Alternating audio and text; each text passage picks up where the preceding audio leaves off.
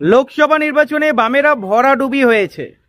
বামেরা হয়তো এবারে একটু ঘুরে দাঁড়ানোর চেষ্টা করবে, যার ফলেই বামেরা কিন্তু অ্যানাউন্স করেছে, মোহাম্মদ সেলিম অ্যানাউন্স করেছে, এরপরে জনতার রায় নেওয়া হবে। আগামী দিনে কি করা যায়, কি করে বাম শক্তির উত্থান ঘটবে, এই বিষয়ে পরামর্শ কিন্তু আপনার কাছ থেকেও নিতে চলেছে। তবে কিভাবে? দেখুন, বামেরা অলরেডি বলে দিয়েছে, যারা সোশ্যাল মিডিয়াতে প্রচার করছে, বামেদের প্রচার করছে বা বাম নিউজ ছড়াচ্ছে, বামেদের কোনো রকমভাবে সাহায্য করছে, সাহায্যের হাত বাড়িয়ে দিচ্ছে, পরামর্শ দিচ্ছে, সেই সব সোশ্যাল মিডিয়াতে যারা কমেন্ট করছে তারা তো অ্যাকচুয়ালি সাধারণ মানুষ। তারা অ্যাকচুয়ালি কি চাইছে? বাম ফ্রন্ট একা লড়ুক, বাম কংগ্রেস মিলে লড়ুক, নাকি বাম কংগ্রেস আইএসএফ? যেদিকে পাল্লা ভারী থাকবে, মেজরিটি যেদিকে থাকবে, বামেরা সেভাবেই এগোবে। তবে অবশ্য এরিয়া কমিটির সিদ্ধান্তও নেওয়া হবে। এরিয়া কমিটি কি বলতে চাইছে, সাধারণ কর্মীরা কি বলতে চাইছে, তাদের রায়ও নেওয়া হবে।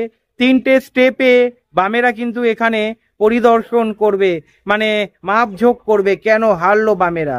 প্রথমে এরিয়া কমিটি, তারপরে সদস্যদের কাছ থেকে, পার্টি কর্মী যারা রয়েছে তাদের কাছ থেকে, এবং অবশ্যই যারা নির্বাচনে সাহায্য করেছিল টাকা দিয়ে, অনুদান দিয়ে, তারা যদি কিছু রায় দিতে চায় সেই রায়ও বামেরা নেবে।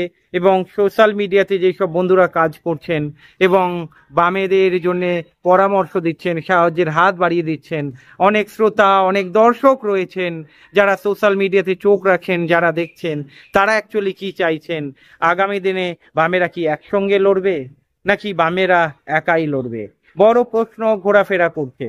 আপনারা দেখেছেন 2016-তে, 2021-এ, 2024-এ বাম কংগ্রেস একসঙ্গে লড়েও সেইভাবে দানা বাঁধতে পারেনি। তবে 2024-এ একটা আশার আলো রয়েছে, বাম কংগ্রেস একসঙ্গে লড়ে 12টা বিধানসভা আসনে এগিয়ে রয়েছে, যেখানে বোধহয় বামেরা 1-2 আসনে এগিয়ে রয়েছে, আর কংগ্রেস হয়তো 10টা আসনে এগিয়ে রয়েছে, এমনটাই খবর আমাদের কাছে রয়েছে। তবে সোশ্যাল মিডিয়াতে, আমার সোশ্যাল মিডিয়াতে যেটা দেখতে পাচ্ছি, বেশিরভাগ মানুষ চাইছে বাম ফ্রন্ট একা লড়ুক, এবং শরিক দলের মধ্যে সিপিআইএম, লিবারেশন পার্টি এবং এসইউসিআই এর সঙ্গেও কথা বলতে হবে, যাতে বাম ফ্রন্ট একটা ঐক্যবদ্ধ হয়। কারণ 2011 সালের পরে বামেরা কিন্তু একা লড়েনি। এবারে একটা সুযোগ, মানুষের রায় উঠে আসছে, একটা ম্যাক্সিমাম পার্সেন্টেজের মানুষের রায় উঠে আসছে। যদি বামেরা একা লড়ে, মানে বাম ফ্রন্ট মিলে লড়ে, তাহলে হয়তো মানুষের বিশ্বাস ফিরবে। তবে আর একটা অংশের মতো রয়েছে এখানে, তারা চাইছে বাম কংগ্রেস আইএসএফ একসঙ্গে লড়ুক। অনেকেই রয়েছে, কেউ বলছে কংগ্রেস বাম, কেউ বলছে বামেরা একা লড়ুক, কেউ বলছে আবার বাম কংগ্রেস আইএসএফ একসঙ্গে লড়ুক। দেখুন, স্বাভাবিক কথা, বিভিন্ন মানুষের বিভিন্ন রায় হয়।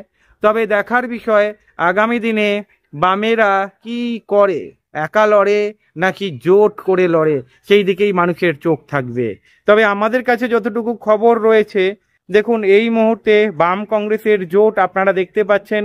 মোহাম্মদ সেলিমও বারবার বলেছেন 12টা বিধানসভা আসনে আমরা এগিয়ে রয়েছি, এর মধ্যে কংগ্রেস বোধহয় 10টা আসনে, বামেরা বোধহয় 2টো আসনে এগিয়ে রয়েছে, এবং আরো বহু সংখ্যক বিধানসভা আসন রয়েছে একসঙ্গে লড়ে তৃতীয় শক্তি হিসাবে উঠে এসেছে।